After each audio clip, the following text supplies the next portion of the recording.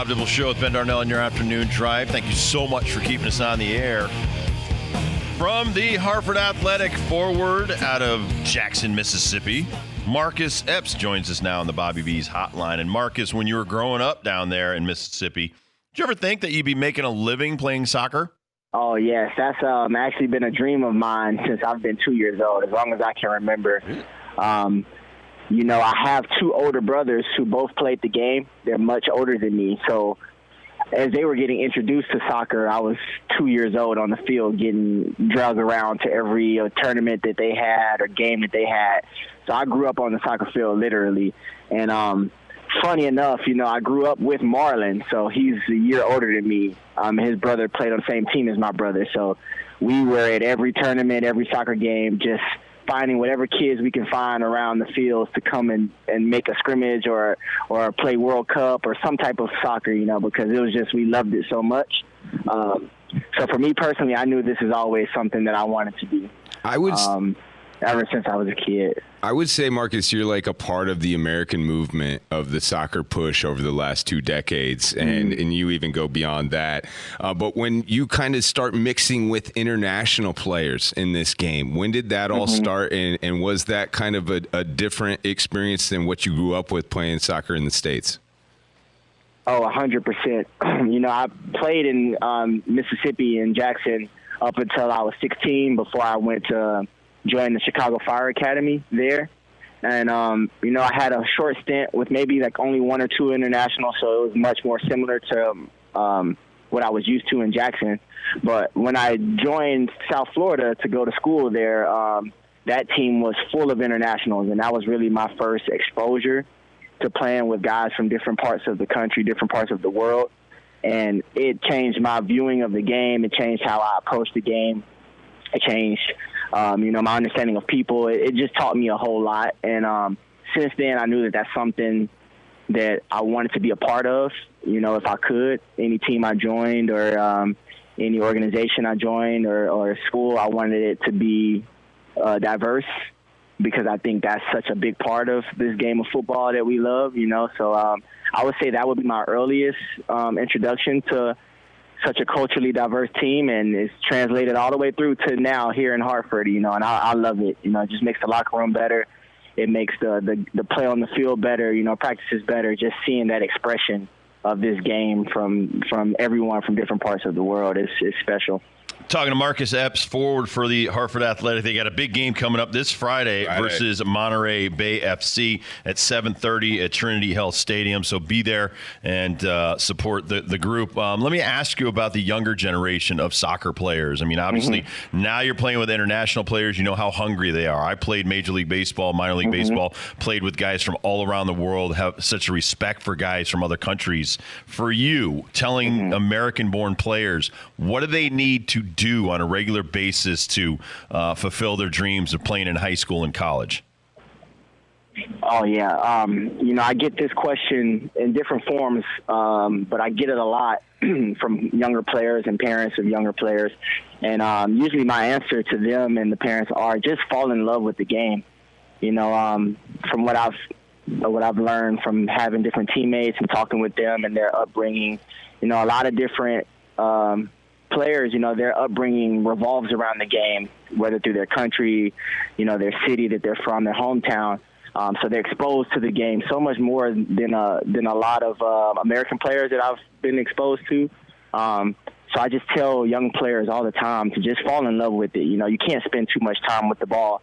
The more time you put into it in any form, it comes back to you. You can never be too comfortable or too good on the ball. You see a guy like Messi, and there are pros who've been playing for 20 years still trying to understand how he plays the way he does and how he's that comfortable with the ball. And you can list off a lot more players, but that type of exposure to the game and that love for the game, it always comes around. So that's usually my advice to the younger group.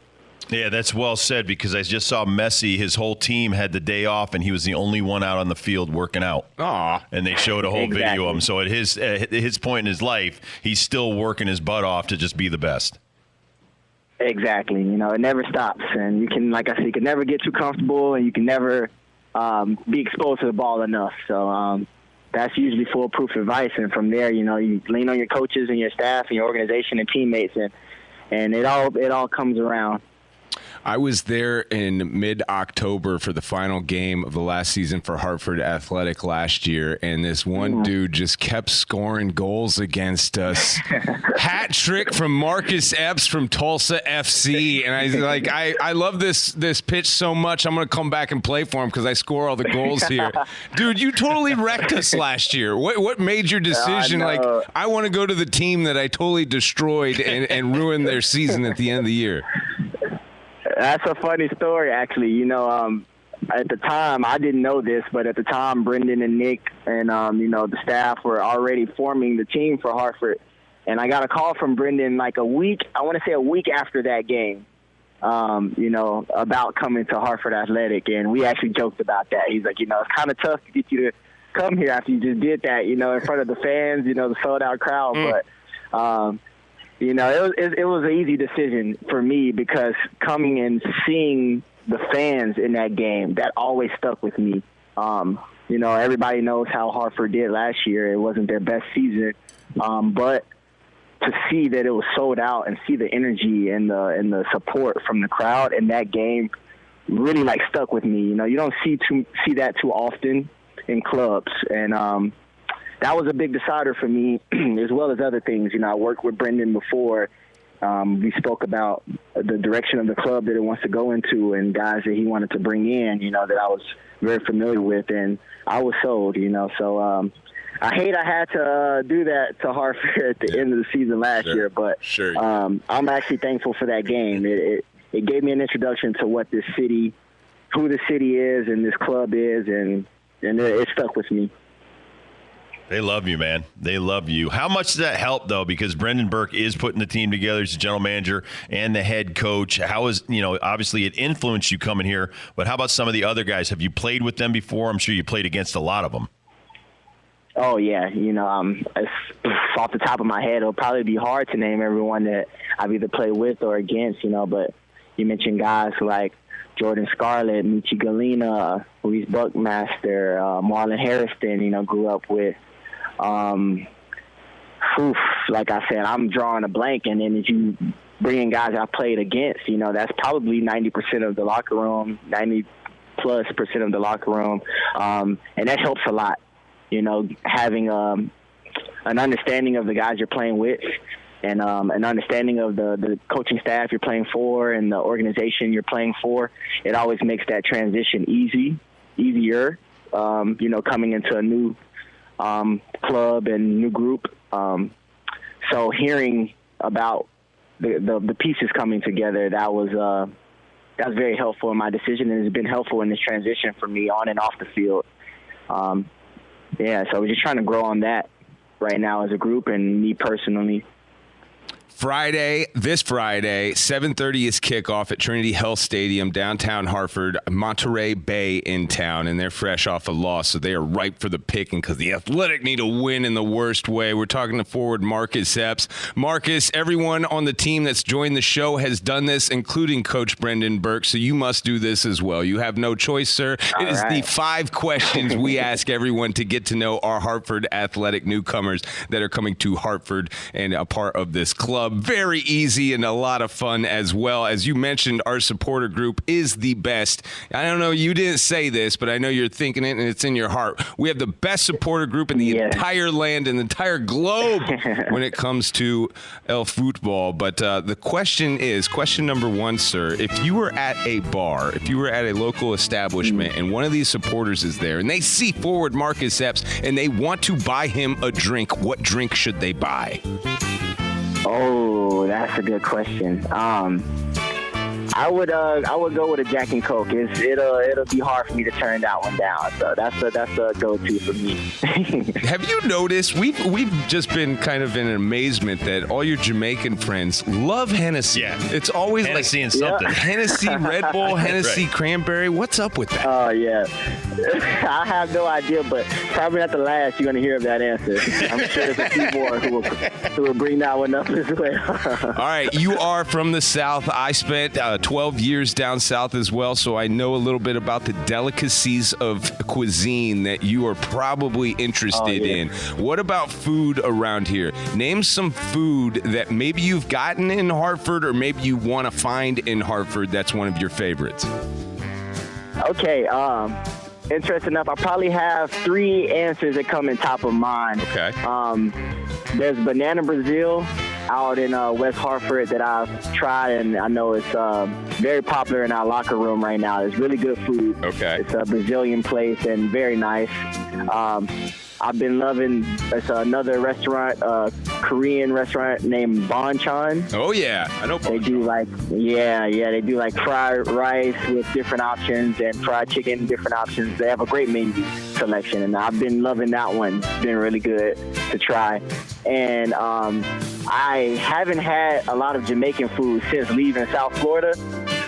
So since I've been here, I've just been taking it all in, trying every Jamaican restaurant I can see, and that's been very nice. So one of those 3 will probably be in my favorites right now. Man, you are a worldly dude. Brazil, China, Japan, and then you get a little Jamaican cuisine as well. What about this? It's kind of hard to find some Southern food over here. I know. I was thinking in my head if you were going to throw like cornbread or hog moss out, like I really don't, okra, I don't know, Marcus. Greens. Anybody make that around here? There is a place in New Haven that is soul food that you would like, but it's few and far between, my man. Hey, well, I'm open to make that drive for some good soul food, So if you have any recommendations, or any of the fans have any recommendations, please reach out. I would be happy to hear. What about growing up in Jackson, Mississippi? Now, I'm not talking about when, your mom packs the minivan and we all go to the soccer field on an organized thing where you got refs and a scoreboard. I want to know about the sandlot soccer that's played in Jackson, Mississippi. Like, growing up, how did you, make drills or make games, pick up games on your own? Like, what was that all about where you grew up in the game? Oh, wow. Well, that was actually a lot of my introduction to soccer growing up. First and foremost, it started at home base. I told you I had 2 older brothers who are much older, 8 and 13 years older than me. So a lot of those home pickup games and small-sided indoor soccer games got very, intense, very competitive. And I want to say that would probably be where I learned my competitive edge from, is in the house with my brothers playing. But aside from that, I grew up playing for CJSO. It's a small club in Jackson, and we would train.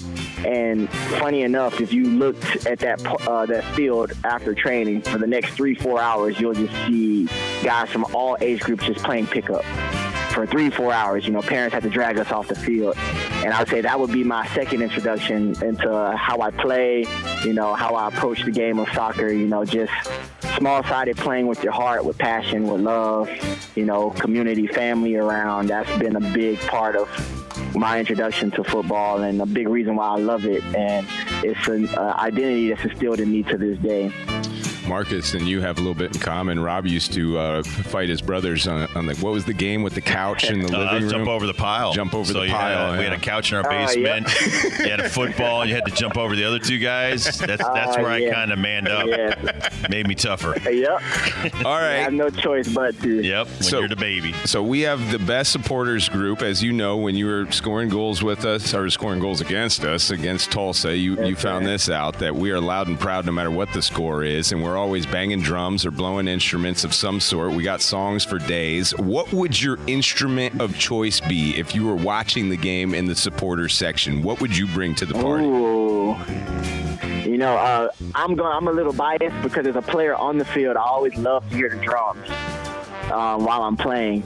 So I feel like if roles were reversed, it would be fun to play the drums and set the rhythm of the game from that side. So I would go with drums. Heck yeah. All right, last question, sir. When you were a child, what was like the cartoon or maybe like a movie that you were somewhat obsessed with? Oh, wow. Sticking with the brothers theme from earlier, for me and my brothers, it was Dragon Ball Z. I don't know if anyone's familiar with that. Oh, yeah. Absolutely. Oh yeah. Religiously, we used to stay in front of the screen until the credits finished for Dragon Ball Z, and then we would take off to practice. But all of us wanted to be Super Saiyans. We had the mock fights. Our little different power moves. It was bad in the household, but that would probably be my answer there. That's fantastic. Well, Marcus, have a great game on Friday, man. We'll be cheering for you, and thanks. We appreciate your time. Thank you, sir. All right, thank you all so much for having me. You have a great one.